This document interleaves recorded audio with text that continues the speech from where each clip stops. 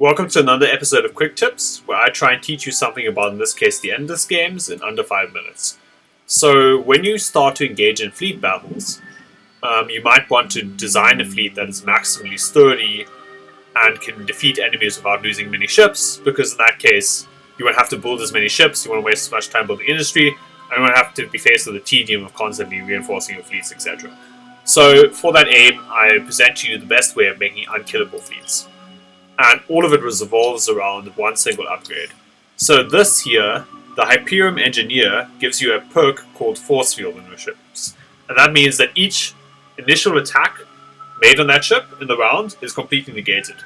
So it's basically like a get out of jail free card for the first attack. The first attack is guaranteed to do nothing against you. This means that you can basically negate all damage the AI does to you, more or less, if you play cleverly. And in the case where you do take damage, that damage is always going to be reduced by at least one attack round. So the only way to counter this is by focus fire, meaning that the AI is not really going to counter you because the AI doesn't focus fire to save its life. And even against human players, I'm sure this upgrade is good as well. So there's two ways you can try and exploit it. The one, which I've used here, I'm playing the IDE because I don't know what's good for me, is that you can use artillery ships, the only ranged warships, to try and huddle up at distance and try and take out as many ships as possible before they close the gap on you. Then I have relatively few warships left, and they won't be able to hit you that many times. And the few times they hit you, most of the attacks will be negated by the shields. So you try and use the shields in conjunction with a strategy that whittles down enemy ships to make sure they have as few ships as possible to damage your fleets through the force field. The other way of doing it is having a lot of melee ships and having a high amount of initiative. The way this game works, if you have a high amount of initiative, it means you get to dictate which attacks happen and which attacks don't. So if you attack a unit, it's forced to attack you, it can't go attack something else in that round.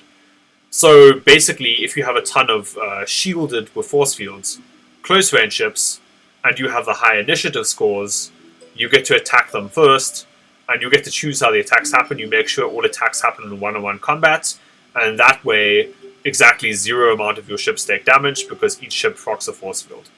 You can see me employing the strategy in my Morgar playthrough, where I build unsinkable ships of wars, a kind of sea monster. But in any case, you should definitely try out this upgrade.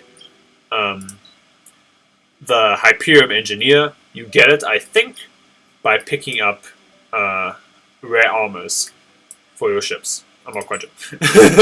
But basically, this Hyperion Engineer is the be-all and end-all of endgame ship technology. You should definitely try it out.